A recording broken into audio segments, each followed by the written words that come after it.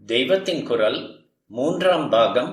சமூக தனி வாழ்க்கை நெறிகள், பரோபகாரம். கார்த்திகை தீப தத்துவம். கார்த்திகை பண்டிகை அன்று நிறைய அகல் ஏற்றி வைக்கிறோம் அல்லவா? இப்படி தீபத்தை ஏற்றும் போது ஒரு ஸ்லோகம் சொல்ல வேண்டும் என்று தர்மசாஸ்திரத்தில் விதித்திருக்கிறது.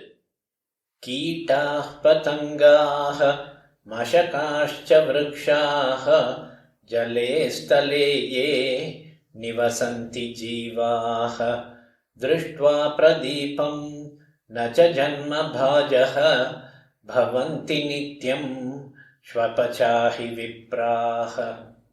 புழுக்களோ பட்சிகளோ அல்லது ஒரு கொசுவாகத்தான் இருக்கட்டும், அந்த கொசுவோ நம் மாதிரி உயிர் இல்லை என்று நினைக்கப்படுகிற விருட்சமோ, இன்னும் ஜலத்திலும் பூமியிலும் எத்தனை தினுசான ஜீவராசிகள் இருக்கின்றனவோ அவற்றில் எதுவானாலும் அதுவோ, மனுஷங்களுக்குள்ளேயே பேதம் இல்லாமல் பிராமணனோ பஞ்சமனோ எவனானாலும் சரி, எதுவானாலும் சரி, இந்த தீபத்தை பார்த்துவிட்டால் அந்த ஜீவனுடைய சகல பாபங்களும் நிவர்த்தியாகி இன்னொரு ஜென்மா எடுக்காமல் நித்யானந்தத்தில் சேரட்டும் என்று இந்த ஸ்லோகத்துக்கு அர்த்தம்.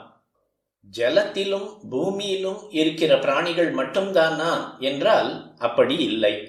முதலிலேயே பட்சிகளையும் பதங்காக, கொசுக்களையும், மஷக்காக, மஷகம் என்றால் கொசு, மஸ்கிட்டோ இதில் இருந்து வந்ததுதான் சொல்லிவிட்டதால் ஆகாசத்தில் பறக்கிற பிராணிகளையும் சொல்லிவிட்டதாக அர்த்தம். ஆகாசத்தில் பறந்தாலும் இந்த கொசு ஜலத்தில் தான் முட்டையிடுகிறது. பக்ஷி கிளைகளில் தான் வாழ்ந்து கூடு கட்டி குஞ்சு பொரிக்கிறது. மீன் ஜலத்தில் மட்டும்தான் இருக்கும். தவளை ஜலத்திலும் இருக்கும், பூமியிலும் இருக்கும். அநேக பிராணிகளால் பூமியில் மட்டும்தான் வசிக்க முடியும்.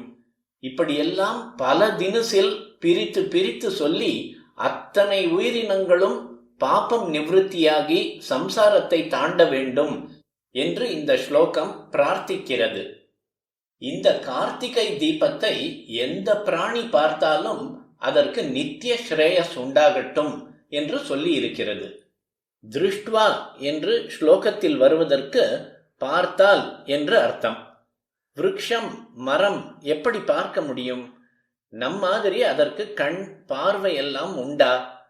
தாவரத்துக்கும் பலவிதமான உணர்ச்சிகள் இருப்பதாக இப்போது சயின்ஸ் படியே சொன்னாலும் அதற்கு பார்வை உண்டா என்று தெரியவில்லை. அதனால் எனக்கு ஒன்று தோன்றுகிறது. பார்த்தால் என்று ஸ்லோகத்தில் சொல்லி இருந்தாலும் பார்க்காவிட்டாலும் பரவாயில்லை, மரம் மாதிரி பார்க்க சக்தி இல்லாவிட்டாலும் பரவாயில்லை, அல்லது பார்க்கிற சக்தி வாய்ந்த பிராணிகளாக இருந்தும் கூட இந்த தீபத்தை பார்க்காவிட்டாலும் பாதகமில்லை. இந்த தீபத்தின் பிரகாசமானது அதை பார்க்கிறவர் பார்க்காதவர் எல்லார் மேலும் படுகிறதோ இல்லையோ, அம்மாதிரி இதன் பிரகாசம் படுகிற எல்லைக்குள் இருக்கிற சகல ஜீவராசிகளுக்கும் பாப நிவர்த்தி, ஜன்ம நிவர்த்தி, சாஸ்வதமான ஸ்ரேயஸ் கிடைக்க வேண்டும் என்று இப்படி அர்த்தம் பண்ணிக்கொள்ளலாம் என்று தோன்றுகிறது. தீபத்தின் ஒளி எப்படி வித்தியாசம் பார்க்காமல் பிராமணன், பஞ்சமன், புழு, பக்ஷி, கொசு, மரம், மற்ற நீர்வாழ் பிராணிகள், நிலம் வாழ் விலங்கினங்கள் இவற்றின் மீது படுகிறதோ அப்படியே நம் மனசிலிருந்து அன்பு ஒரு தீபமாக எல்லோரையும் தழுவுவதாக பிரகாசிக்க வேண்டும். இப்படிப்பட்ட அக ஒளியோடு புற ஒளியாக தீபத்தை ஏற்றி மேலே சொன்னது போல் பிரார்த்திக்க வேண்டும். முன்பெல்லாம் சொக்கப்பானை என்று ஆலயத்தில் இருந்து தீபத்தை கொண்டு வந்து பெரிதாக ஏற்றினார்களே, திருவண்ணாமலையில் இப்போதும் மலை உச்சியில் மகா பெரிய ஜோதியாக தீபம் ஏற்றுகிறார்களே, இதன் உள்ள அர்த்தம் என்ன? சின்ன அகலாக இருந்தால் அதன் பிரகாசம் கொஞ்ச தூரம்தான் பரவும். சொக்கப்பானை என்றால் அதன் பிரகாசம் ரொம்ப தூரத்துக்கு தெரியும். அண்ணாமலை தீபம் மாதிரி மலையில் ஏற்றி வைத்து விட்டாலோ அது எத்தனையோ ஊர்கள் தாண்டி கூட தெரியும். அத்தனை பெரிய எல்லைக்குள் இருக்கிற சகல ஜீவ ஜந்துக்களின் மீதும் இந்த பிரகாசம் பட்டு அவற்றின் பாபங்கள் போக வேண்டும் என்ற உத்தமமான சிந்தனையில்தான் சொக்கப்பானை, அண்ணாமலை தீபம் என்றெல்லாம் நம் பூர்வீகர்கள் ஏற்பாடு பண்ணியிருக்கிறார்கள்.